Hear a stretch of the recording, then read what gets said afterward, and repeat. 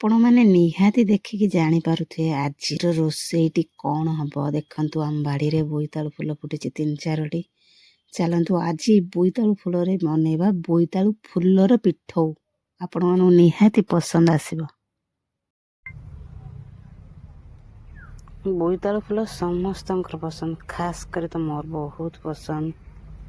ଦେଖନ୍ତୁ ବୋଇତାଳୁ ଫୁଲ ବରା ବହୁତ ଟେଷ୍ଟ ଲାଗିବ। ବୋଇତାଳୁ ଫୁଲରେ ଆମେ ଏଇଭଳି ଭାବରେ ଛିଡ଼େଇ ଦେବା।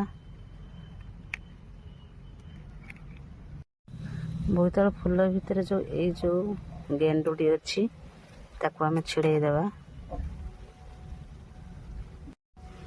ତାପରେ ଏଇ ନାଡ଼ିରୁ ଅଧା ଆମେ ତାକୁ ଛିଡ଼େଇ ଦେବା। ଦେଖନ୍ତୁ ଏବେ ତାକୁ ବୋଇତାଳୁ ଫୁଲ ପିଠା କରିବା ପାଇଁ ଦେଖନ୍ତୁ ଆମର ଫୁଲଟି ରେଡ଼ି ହେଇଗଲା। ବୋଇତାଳୁ ଫୁଲ ଦେଖନ୍ତୁ ରେଡ଼ି ହେଇଗଲା। 4ଟି ଫୁଲ ଆମ ବାଡ଼ିରୁ ବାହାରିଥିଲା। ଏବେ ଚାଲନ୍ତୁ ବୋଇତାଳୁ ଫୁଲର ପିଠଉ ବନେଇବା। ସତରେ ବହୁତ ଟେଷ୍ଟ। ଆମ ଓଡ଼ିଆମାନଙ୍କର ବହୁତ ଲୋକଙ୍କର ପସନ୍ଦ ବୋଇତାଳୁ ଫୁଲ। ଅଳ୍ପ ଅରୁଆ ଚାଉଳ ନେବା, ପିଆଜ, କଞ୍ଚା ଲଙ୍କା, ରସୁଣ, ଜିରା, ହଳଦୀ ଗୁଣ୍ଡ ତାକୁ ବାଟି ନେବା। ପିଠଉ ଆମର ରେଡ଼ି। ବୋଇତାଳୁ ଫୁଲ ପିଠଉ ପାଇଁ ଦେଖନ୍ତୁ ମୁଁ ଆଳୁ 3 ଖଣ୍ଡ ନେଇ ଅଳ୍ପ ଲୁଣ ଦେବା, ପିଆଜ ଦେବା, ଲଙ୍କା ଗୁଣ୍ଡ, ଅଳ୍ପ ଜିରା ଗୁଣ୍ଡ, ତାକୁ ଭଲ ଭାବରେ ଚକଡ଼ି ନେବା। ଏବେ ଆମର ବ୍ୟାଟରଟି ରେଡ଼ି। ଆଳୁ ଚଟଣି ଏତିକି ନେଇକି ବୋଇତାଳୁ ଫୁଲ ଭିତରେ ଦେଇଦେବା। ଦେଖନ୍ତୁ ଏଇଭଳି ଦେଇଦେବା। ତାପରେ ଫୁଲକୁ ଏଇଭଳି ଚାପିଦେବା।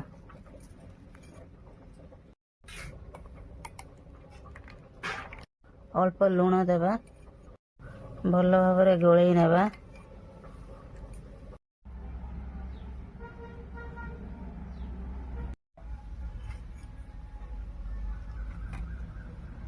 ଏହିପରି ଭାବରେ ଗୋଳେଇକି ତାକୁ ଭଲ ଭାବରେ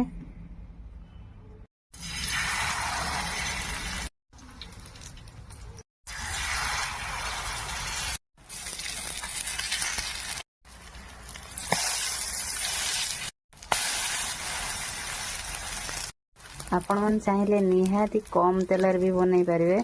ଆଉ ଯେଉଁମାନେ ବି କମ୍ ତେଲ ପସନ୍ଦ ନୁହଁ ତାକୁ ବି ଛାଣି ପାରିବେ।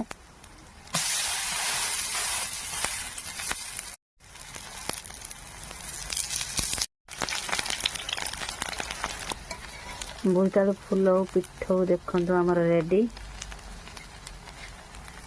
ଆପଣମାନେ ନିହାତି ଘରେ ବନାନ୍ତୁ, ବହୁତ ଟେଷ୍ଟ। ଆଉ ଦେଖନ୍ତୁ ବହୁତ ସୁନ୍ଦର ଦେଖାଯାଉଛି।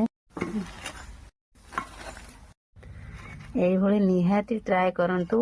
ଆପଣମାନଙ୍କୁ ମୋ ଭିଡ଼ିଓ ନିହାତି ପସନ୍ଦ ଆସିଲେ ନିହାତି ମୋ ଚ୍ୟାନେଲକୁ ଫଲୋ କରନ୍ତୁ, ଗୋଟେ ଲାଇକ୍ କରନ୍ତୁ। ବୋଇତାଳୁ ଫୁଲ ପିଠଉ ଆମର ଏବେ ରେଡ଼ି।